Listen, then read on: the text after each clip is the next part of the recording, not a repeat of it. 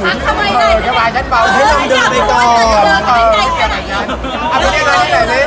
โอเคหนึ่งรูปได้ละ เอาได้แล้ว สวัสดีครับ สวัสดีครับ สวัสดีค่ะคุณเรียกวันนี้มาร่วม เป็นออฟเป็นออฟเป็นออฟ แบรนด์เป็นไงบ้างคะ ครับก็ดีใจมากเพราะเป็นแบบ Face of Promet ด้วยเรารู้สึกว่าเราใช้ผลิตภัณฑ์นี้ตั้งแต่เด็กแล้วรู้สึกว่าอยากจะใช้มาตลอด แล้วก็พอแบรนด์ติดต่อมาก็รู้สึกว่าเป็นเกียรติมากๆใช่ครับ อย่างวิลเลียมมีจังหวะที่ผิวไม่พร้อมด้วยเหรอ มีครับจริงๆมีเยอะนะแต่ว่าเหมือนแบบเราก็คือเราไม่รู้ว่ามันแบบว่าเราอันคอนโทรลมากๆเป็นเรื่องที่แบบว่ารู้สึกว่าบางทีแบบว่าวันเนี้ยผิวหมองมากวันนี้แบบสิวขึ้นอะไรเงี้ยก็แบบว่าแล้วแต่วันเลยครับใช่ ประสบการณ์ผิวไม่พร้อมที่หนักแบบยิ่งเลย โหนั่นเป็นช่วงถ่ายเทมโปช่วงนั้นแบบเหมือนแบบเราก็แบบว่าเพิ่งเป็นดารายังไม่มีออร่ามาก ก็รู้สึกว่าแบบยังไม่รู้การเตรียมตัวอะไรเงี้ยมันไส้ป่ะนะมันไส้ป่ะก็นั่นแหละก็รู้สึกว่าเราแบบอยู่มันหมองมากแล้วก็รู้สึกว่าเราไม่พร้อมหลายอย่างทั้งแบบว่าได้กันแบบฟิสิกอลต่างๆแล้วแบบด้านฟังก์ชันไม่ฟังก์ชันอะไรเงี้ยแบบไดอะล็อกก็แบบไม่โฟล์อะไรเงี้ยมันแบบส่งผลทางร่างกายหมดเลยครับใช่ แล้วเรา ส่วน แพ้ ใหญ่เรามีปัญหาเรื่องอะไรอะ ผิวหน้าจริงๆเมื่อก่อนช่วงประมาณมต้นเนี่ยมต้นเนี่ยแบบหน้าแห้งมากเป็นคนที่แบบหน้าถ้าคิดไม่ออกจริงๆเนี่ยคืออาจจะดูไม่ออกเป็นคนแบบดูหน้าใสมากดูแบบเนี้ยเฟซทูเฟซคือหน้าใสมากแต่ว่าถ้าจับแล้วคือแบบหน้าเหมือนกระดาษทรายเลยใช่ แล้วเราดูแลตัวเองยังไง ต้องหามอยเจอร์เซอร์ดีๆครับตอนนั้นก็เหมือนว่าเมื่อก่อนเราใช้อีกอันนึงของ Promet แต่ว่าเราลองใช้ moisturizer ดูครับรู้สึกว่าแบบว่ามันก็ดีขึ้นเรื่อยๆมันแบบว่ามันแบบคือเขามีหลายๆตัวมากของ Promet เรารู้สึกว่าเราใช้มาตลอดแล้วก็หน้ามันก็ดีขึ้นเรื่อยๆเลย วันนี้เป็นไงตรงไหน ก็ดีมากเพราะผมรู้สึกว่าเป็น moisturizer ที่สำหรับคนที่แพ้ง่ายครับแล้วก็คนที่แบบว่ากลัวเรื่องแบบว่าการคุมมันคุมสิวอย่างเงี้ยก็รู้สึกว่าคือการคุมมันคุมสิวเนี่ยแบบบางคนแบบว่าคิดว่าเหมือนที่คุณหมอเขาแบบออกขึ้นมาข้างบนก็รู้สึกว่าบางคนเนี่ยคิดว่าหน้ามันแล้วแบบไม่ต้องทามอยเจอร์เซอร์หรือเปล่าเนี่ยจริงๆมันต้องทาเพราะว่ามันสำคัญมากมันแบบว่าเหมือนเขาบอกว่าความมันกับหน้าชุ่มชื้นเนี่ยคนละอย่างกัน อย่างหนุ่มๆเขาก็จะกลัวไงว่าแบบอุ้ยแบบใช้เครื่องสำอางมันเยอะหรือเปล่ามันเติมหรือเปล่ามันอะไรอย่างเงี้ย เนี่ยใช้เครื่องสำอางก็เลยรู้สึกไงว่าแบบว่ามันไม่จำเป็นแบบว่าแบบไม่จำเป็นต้องกลัว เพราะว่ามันแบบคือทาสกินแคร์มันทาง่ายจริงๆเพราะว่ามอยเจอร์เซอร์คุณโบกไปเถอะอะไรเงี้ยแบบคุณโบกไปเลยแบบหนาๆแล้วก็ตื่นเช้ามาก็แบบว่าทำให้หน้าใสแล้วหน้าชุ่มชื้นมาก ตอบโจทย์ไลฟ์สไตล์คนไทยนะ ตอบโจทย์เด็ก Gen Z สุดๆไม่แต่ว่า Gen Y ใช้ได้นะ เอ้ย เช่นอื่นใช้ได้ไหมใช้ได้ไหม ไม่หมายถึงว่า Gen อื่นไงนี่เราก็ Gen Z กันแมทกันแมทกันหมดกันแบบทั้งหมด โอเคงั้นฝากอ่ะ ฝากหน่อยฝากหน่อย ครับก็ฝากPromet moisturizer William นะครับก็เป็น moisturizer ดีมากๆแล้วก็รู้สึกว่าอยากให้ทุกคนได้ลองใช้ไม่ว่าจะเป็นแบบว่าผู้ชายผู้หญิงทุกเพศทุกวัยใช้ได้หมดเลยครับ ไม่เจอคุณนานเลย นานปะ สักพักหนึ่งสักพักหนึ่ง ไปไหนมา เดี๋ยวไปต่างประเทศมาไม่ใช่เหรอ ไปต่างประเทศมาไปแฟนมีตมาครับใช่ไปประมาณ3จริงๆไป2ที่ก็มีแฟรงก์เฟิร์ต2แล้วก็เป็นมาดริด1แล้วก็มีทริปเล็กๆน้อยๆหลังจากนั้นครับ ทั้งหมดนี้ยืนยันว่าเป็นการไปทำงาน ทำงานผสมการพักผ่อนไม่เพราะว่าเราก็ตารางเรามันก็แบบว่าแอบแน่นมาตลอดอะไรเงี้ยก็รู้สึกว่าแทบจะไม่มีเวลาให้ตัวเอง ก็เลยรู้สึกว่าโอเคต้องแบบต้องเอาหน่อยละต้องแบบว่ามีเวลาให้ทบทวนชีวิตตัวเองบ้างอะไรเงี้ยใช่ คือจะพูดภาษาไทยได้ใช่ไหม พูดไม่รู้เรื่องเลย ไปถึง ภาษาอะไรก็พูดไม่รู้เรื่อง แล้วภาษา ไม่ แล้ว ทวน ภาษาอะไรได้ อะไรไม่ได้เลย อ๋อเหรอ ไม่คือตอนนั้นอะช่วงที่แบบว่าคือมันเป็นช่วงที่เราทำงานแล้วแบบว่าต้องพูดเยอะมากใช่ไหมผมกับพี่อะวันหนึ่งพูดกันไม่รู้เรื่องนะแบบฮะพูดอะไรวะอะไรเงี้ยตลอดอย่างเงี้ยใช่เพราะอยู่ด้วยกันบ่อยมากพี่โก้ก็เป็น ทำงานกี่เปอร์เซ็นต์เที่ยวกี่เปอร์เซ็นต์ ทำงานเยอะกว่าทำงาน 60%ทำงาน 60%โอเคโอเค60วันละเที่ยว40เลยเหรอ มันก็มีบ้าง ไม่ก็เราต้องพักผ่อนหน่อย เพราะว่าคือเอาตรงๆเราก็แบบทำงานเยอะมากๆแบบเยอะมากๆคนหนึ่งแล้วรู้สึกว่าเราอยากจะหาแพชชั่นในตัวเองเติมแพชชั่นตัวเองเพราะว่ามันอ้องอ่ะ มันออก มันออก มันแบบ ความรู้สึกเราตัวเอง มันแบบมันสตั๊กหมดเลยอะไรเงี้ยแบบรู้สึกว่าแบบว่าข้างในมันแบบว่าเราจะคิดอะไรแล้วมันไม่โฟล์อ่ะ มันฟ้องแล้ว มันแบบว่าคุณควรพักได้แล้วอะไรเงี้ยใช่เพราะว่าถ้าไม่พักอาจจะป่วย หนักอะไรเงี้ยก็แบบก็โอเคก็พอมีออเคชั่นให้ไปเล็กๆน้อยๆแบบทริปเล็กๆน้อยๆแบบให้พีเอสแบบว่าจัดทริปให้ก็โอเคก็ไปอะไรเงี้ย หรือเราเคยมีจังหวะที่แบบยอมฝืนไว้ก่อนไหมจนแบบ เคยนะเคยจนเข้าโรงพยาบาลเลยมัน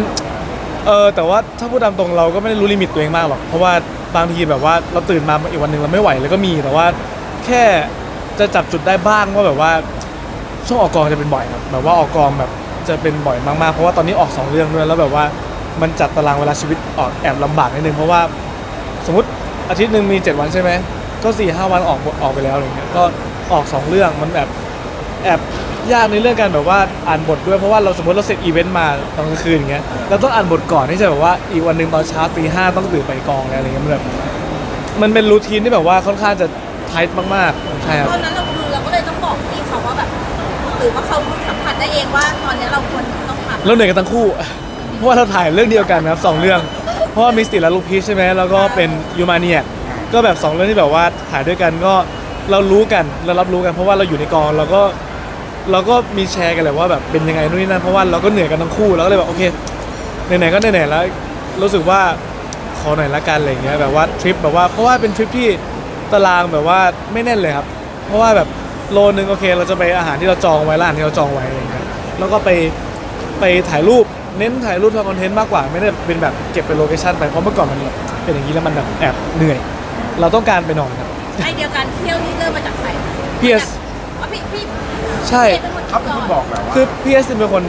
เวลาเขามีเวลาว่างเนี่ยเขาคือหัวพีเอสอาจจะแตกต่างนิดนึงเพราะว่าพีเอสเวลามีเวลาว่างเขาจะไปเที่ยวแต่ผมจะนอน ก็เลยแบบว่าโอเคแต่เขาเลยแบบเริ่มอันนี้ไอเดียนี้ขึ้นมาแล้วก็มาแบบออฟเฟอร์ดูว่าโอเคเราเดี๋ยวจะไปล่องเรือกันนะจะไปนู่นนี่นั่นอะไรแบบก็คือแบบเขาจัดมาให้ทริปแบบว่าคอมพลีทสุด แล้วมันได้ดีของความรู้ความคิดความอันที่มันหนักใจจริงว่าได้จริงไหม ได้จริงครับ เพราะว่าเหมือนพอเราแบบได้มีเวลาหายใจอ่ะ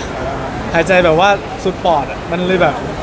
คือเหมือนผมได้แบบไปนอนตรงทะเลอะไรเงี้ยแล้วก็ให้เหมือนว่าให้เรือมันพาไปอะไรเงี้ ให้ ย ธรรมชาติ แล้วก็มองฟ้า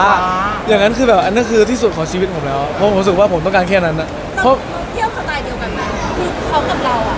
เป็นคนชอบเที่ยวส ส ไต ไต ล์ ล์เดียวกันแต่ว่าจริงๆเขาจะแอบแอดเวนเจอร์หน่อยพีเอสเขาแบบว่าเล่นเซิร์ฟใดๆใช่ไหมแต่ว่าครั้งนี้เขาไม่ได้เล่นแต่ว่าก็เหมือนแบบเราก็เหนื่อยทั้งคู่พีเอสก็แบบเน้นถ่ายรูปไปแต่ผมก็คือแบบว่าซึมซับบรรยากาศแบบมองฟ้าคิดอะไรเรื่อยๆเปื่อยๆอะไรอย่างเงี้ย เขา ใช่ อยู่เฉย ขอแค่นั้นก็พอ ๆ แล้ว อ่ะแล้วในทริปนี้แบ่งหน้าที่กันยังไงเขาทำอะไรเราทำอะไรอ่ะ โอ้โหคุณเคยเห็นมีมนี้ปะสมมติว่าโอเค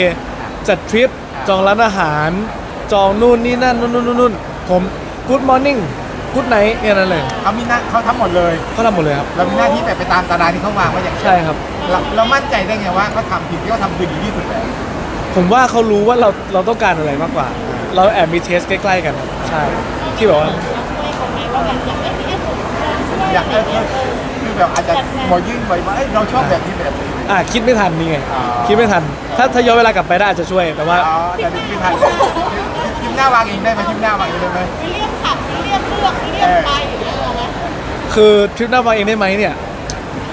ต้องคิดก่อน ให้พี่เสบายใจ เขาต้องคิดนิดนึงเพราะว่าไม่แต่ว่าเขาจัดดีแล้วเพราะการจองรถต่างๆอะไรเงี้ยเขาจองรถไปขับรู้สึกว่ามันเป็นอะไรที่แบบว่าอยากตบมือให้มันดีมากมันดีมาก คือชื่นชมภูมิใจเลย ใช่เพราะว่าถ้าเราทำเนี่ยอาจจะแบบเป็นขับรถแบบเล็ก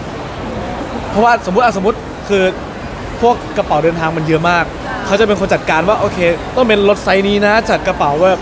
พับเบาะใดๆเขาจะเป็นคนแบบว่าเอ็กซ์เพรสเรื่องนี้มากแล้วผมก็คือแบบสมมติ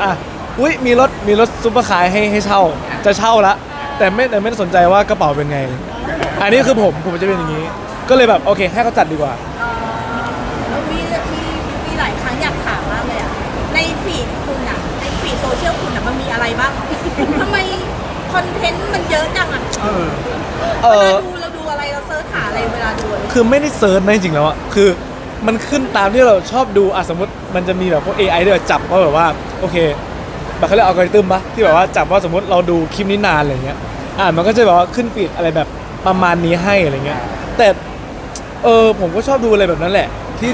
ชอบเล่นนะก็คือที่อะไรที่เห็น ขอสมุกหนึ่งที่ดูมาเมื่อคืนรับรองเมื่อคืนเธอดูแน่นอนมั่นใจ ดูอะไร ดูฟีดเนี่ยเจออะไรใหม่ๆ เจออะไรใหม่ เมื่อคืนเจออะไรใหม่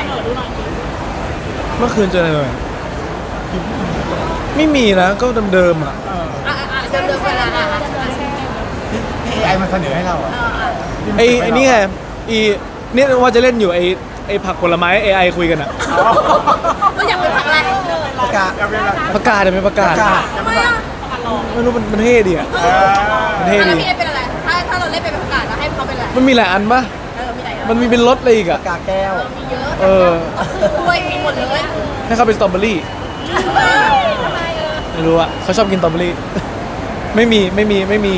เหตุผลแต่ว่า ก็ชอบดูมันก็ขึ้นอะไรอย่างนั้นอ่ะแบบว่าเหมือนเตวลากรอ่ะโตกับเตอีกปีแล้วเรากูไม่อยากอยู่ไม่ไหวอะไรเงี้ยอันนี้ชอบมากคือมันก็ขึ้นแบบว่าที่แบบเราชอบดูอะแล้วก็มีแบบอันนี้ขอโทษนะแค่เล็บขบอะไรก็มีด้วยอะไรเงี้ยใช่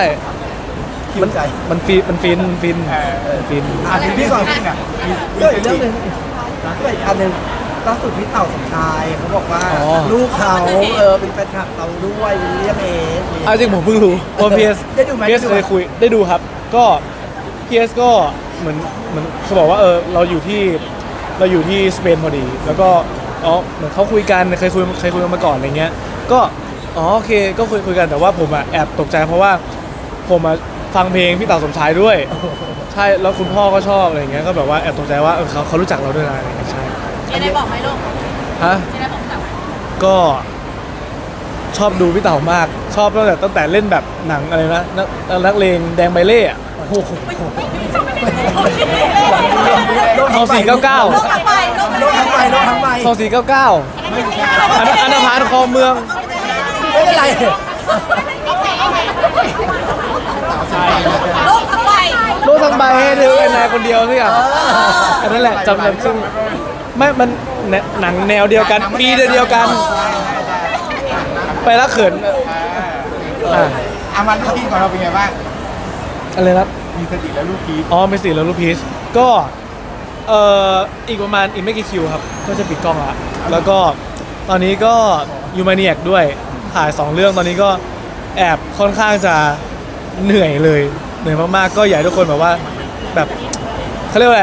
ไรรอแล้วกันเพราะว่าผมตั้งใจมากๆ ภาพที่ตัวละครเรามันอัพเวลมาขนาดนี้ อัพเวลยังไงผมรู้สึกว่าเรามีโรมมีบทบาทมากขึ้นแล้วกันเพราะว่าเหมือนตอนภาคแรกเนี่ยอาจจะแบบว่าโอเคมาเป็นแบบว่าเอ็กซ์ตร้าหน่อยๆแบบว่าเป็นแบบรับเชิญอะไรเงี้ยแต่ว่าก็พอมาเป็นภาค2เนี่ยโรมแอบมาแบบมีบทบาทมากขึ้นตามที่แบบว่าเทรลเลอร์ที่ทุกคนได้ดูเลยครับ โอเคงั้นฝากเลยค่ะเขาบอกหมดเวลาแล้ว แล้วก็ฝากมิสเตอร์แล้วลูกพีชด้วยนะครับแล้วก็ยูแมเนี่ยครับตอนนี้ก็ถ่ายทำอยู่ครับก็ใกล้จะเสร็จแล้วก็เดี๋ยวรอดูว่าตอนนี้มิสเตอร์แล้วลูกพีชก็มีเทรลเลอร์ให้ดูแล้วครับแล้วก็ยูแมเนี่ยก็รอสักแป๊บนึงก็คิดว่าอีกไม่นานก็เดี๋ยวก็ได้ดูแน่นอนครับ ขอบคุณค่ะ ถ่ายรูปนะ ไม่ให้อินเสิร์ตไปแล้ว ไปเลย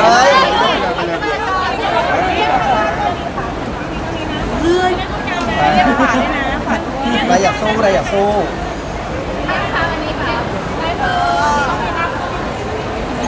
เรียกมาขวาก่อน